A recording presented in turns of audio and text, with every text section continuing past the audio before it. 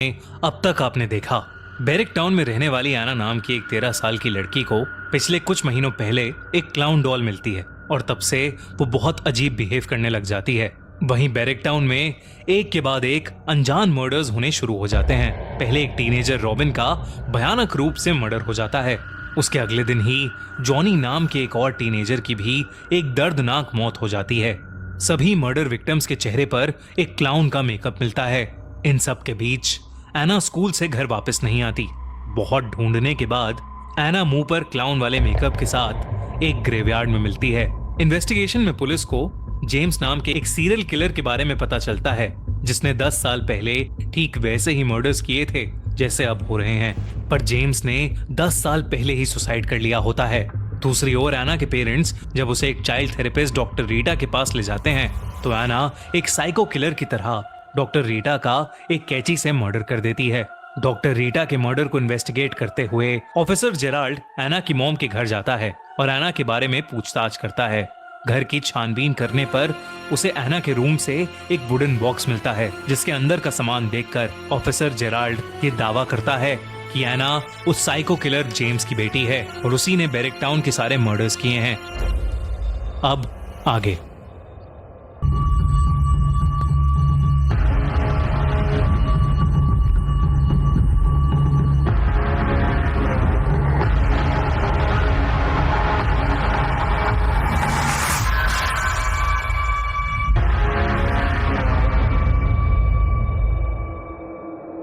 मुझे लगता है कि अब 10 साल के बाद मर्डर वो नहीं कर रहा है, बल्कि आपकी बेटी कर रही है।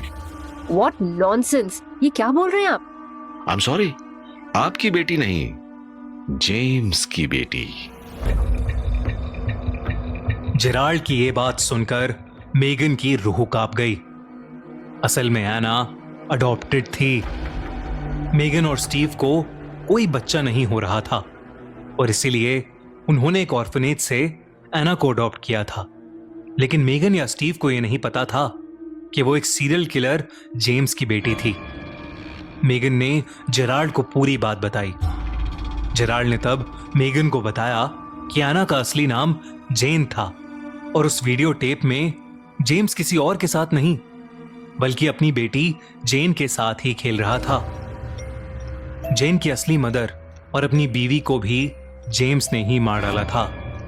जब जेम्स ने मेंटल अजाइलम में सुसाइड की थी तो जेन सिर्फ 3 साल की थी, इसलिए जेन को ऑर्फनेज में डाल दिया गया था, जहां से मेगन और स्टीव ने उसे अडॉप्ट कर लिया और उसको एना नाम दे दिया। जेराल्ड ने मेगन को यह भी बताया कि पिछली शाम डॉक्टर रीटा का भी मर्डर हो गया था, जिसे सुनकर मेगन के होश उड़ गए। जेराल्ड ने बताया कि जब उनकी केस फाइल में उसे मेगन का नाम दिखा तो उसे एना की ऑर्फनेज के अडॉप्शन पेपर्स की याद आ गई। लेकिन इन सब का शहर में हो रहे मर्डर्स से क्या रिलेशन है? मतलब साफ है, एना अपना दिमागी संतुलन खो चुकी है और वो अपने मरे हुए बाप की तरह लोगों को मार रही है। सब के सब टीनेजर्स जिनका मर्डर हुआ है वो उसके स्कूल में ही पढ़ते थे। और फिर डॉक्टर रीटा का मर्डर, जो एना से मिलने के बाद किसी से नहीं मिली। सब कुछ एना की तरफ ही सिग्नल करता है। पर वो एक छोटी सी लड़की है, वो ये सब कैसे? वो तो उसी से पूछना पड़ेगा। ऑफिसर, फीमेल ऑफिसर को भी बैकअप के लिए एना के स्कूल बुला लो। Let's go. जेराल्ड एना के घर से उसके स्कूल के लिए निकल गया।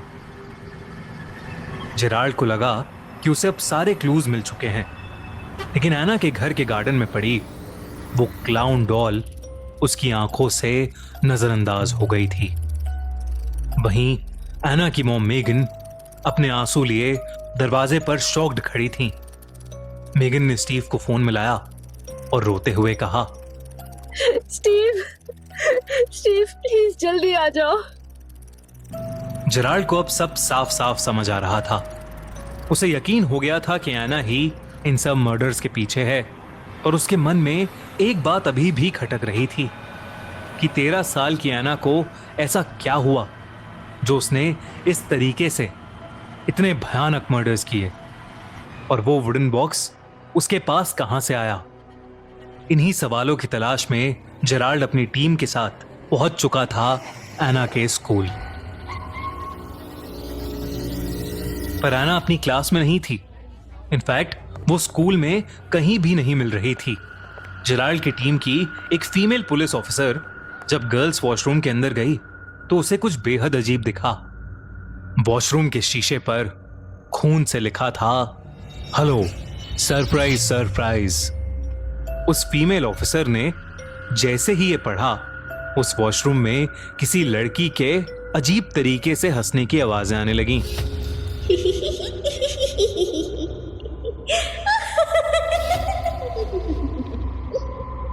वो आवाज वॉशरूम के एक टॉयलेट से ही आ रही थी। जब उस फीमेल ऑफिसर ने नीचे झुककर उस टॉयलेट की ओर देखा तो उसे वहां एक लड़की के पैर दिखे। लेकिन तभी उस टॉयलेट का दरवाजा खुला और सीधा उस फीमेल ऑफिसर के मुंह पर जा लगा, जिससे वो नीचे गिर पड़ी। एक लड़की हंसते हुए उस टॉयलेट से बाहर आई। वो लड़की और कोई नहीं बल्कि एना ही थी। लेकिन ऐसा लग रहा था कि जैसे वो पूरी तरह से पागल हो चुकी हो। उसके पूरे चेहरे पर एक क्लाउन का मेकअप था, कुछ अलग सा ही मेकअप। एना बहुत ज्यादा डरावनी लग रही थी। एना के हाथ में वही गुब्बारे थे जो मर्डर विक्टिम्स के गले से बंधे होते थे। एना ने उन गुब्बारों की रस्सी से उस फीमेल ऑफिसर का गला दबाना शुरू कर दिया और उसका गला घोट घोट के उसे वहीं पर मार डाला। एना उसके बाद पागलों की तरह हंसने लगी।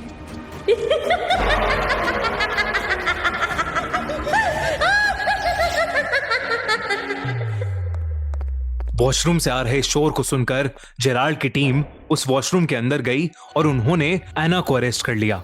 उसे फौरन पुलिस स्टेशन लेकर आया गया। उसे इंटेरोगेशन रूम में बिठाकर बांध दिया गया। लेकिन वो फिर भी पागलों की तरह हंसती जा रही थी।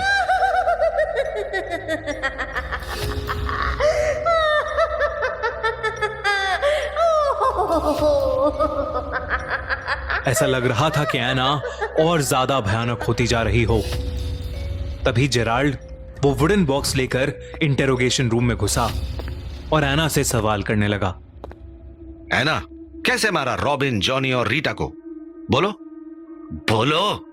एना कुछ नहीं बोली, बस हंसती रही। अपने बाप जेम्स की तरह तुम भी पागल हो चुकी हो।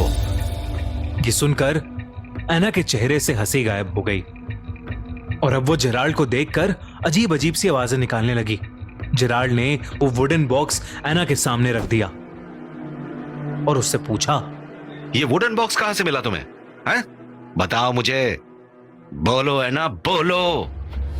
एना फिर कुछ नहीं बोली, बस वो अपनी पैनी नजरों से जेराल्ड को घूरती रही। जेराल्ड एक पल के लिए 13 साल की एना से घबरा सा गया था। लेकिन तभी जेराल्ड का फोन बज उठा। सर, एना के पेरेंट्स मेगन और स्टीव का मर्डर हो गया है और उनके चेहरे पर भी वैसा ही क्लाउन मेकअप है। जेराल्ड ये खबर सुनकर पूरी तरह हिल चुका था। एना जेराल्ड का पीला पड़ा चेहरा देख फिर से जोरों से हंसने लगी।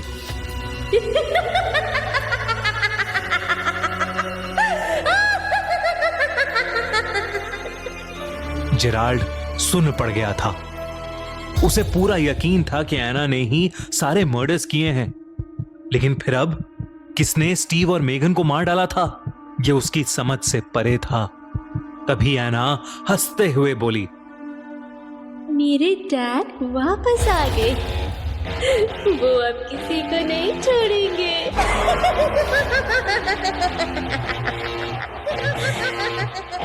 एना ये कहते ही पागलों की तरह हंसने लगी। ऐसा लग रहा था कि जैसे उसकी हंसी की आवाज पूरे पुलिस स्टेशन में गूंज रही हो। अचानक से इंटेरोगेशन रूम में रखे उस वुडन बॉक्स ने आग पकड़ ली और वो जलने लगा। पुलिस स्टेशन की सारी लाइट्स तेजी से जलभुज होने लगीं। उस आग में जलते वुडन बॉक्स की रोशनी में एना को फिर वही भयानक क्लाउन दिखा। उस क्लाउन ने मुस्कुराते हुए एना की तरफ वेव किया। इस बार एना को उस क्लाउन में जेम्स की झलक दिख रही थी और एना ने भी मुस्कुराते हुए जेम्स को यानी उस क्लाउन को वापस वेव किया और दोनों एक दूसरे को देखकर जोरों से हंसने लगे।